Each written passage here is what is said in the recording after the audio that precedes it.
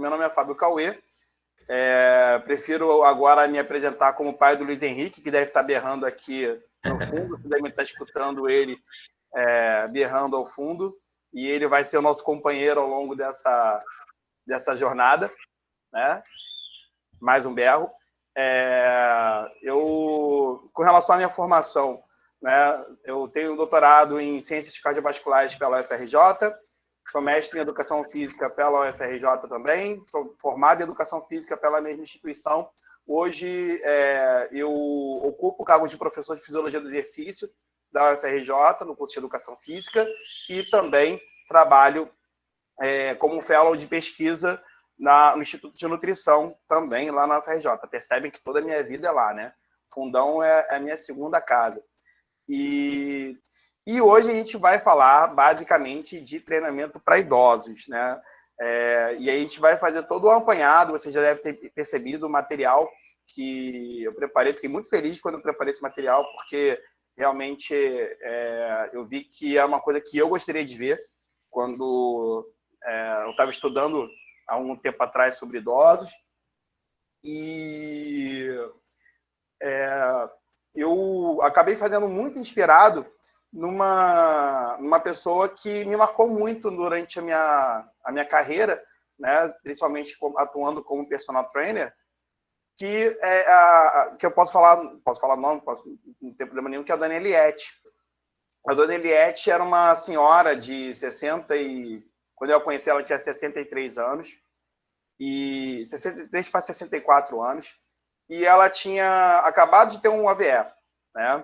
Ela tinha tido um AVE isquêmico, ficou entre 6 meses e 1 ano em fisioterapia, e chegou até mim com uma preocupação, né? Ela tinha o lado esquerdo um pouco afetado da parte motora, né? A parte cognitiva totalmente perfeita, mas o lado esquerdo um pouco afetado da parte motora.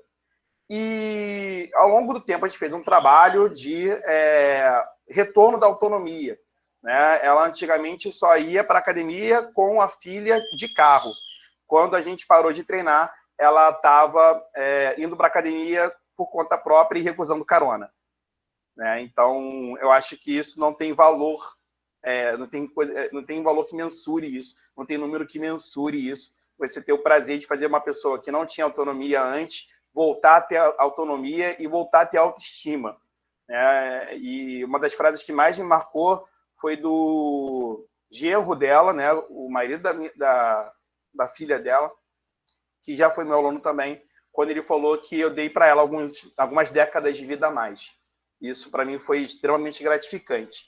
E a gente vai falar um pouquinho sobre esse processo, sobre como acontece esse processo diante, né, de um cenário onde existe uma perda gradual, né? E, a partir de agora, eu começo a falar sobre envelhecimento propriamente dito.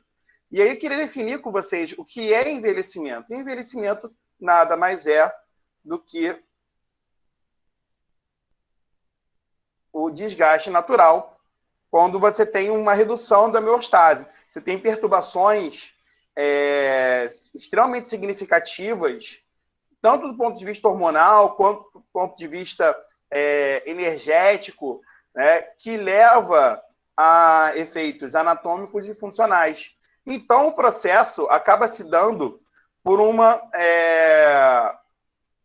questão, por um ciclo vicioso, né? A gente tem um ciclo do envelhecimento que é um ciclo vicioso, né? A gente tem, né, o envelhecimento que gera uma inatividade física, a pessoa começa a perder sua função e ela começa a ficar inativa. Isso gera um descondicionamento, né? O descondicionamento gera uma fragilidade musculoesquelética importante e, a partir dela, começa a perder o estilo de vida independente dela, ela perde a autonomia.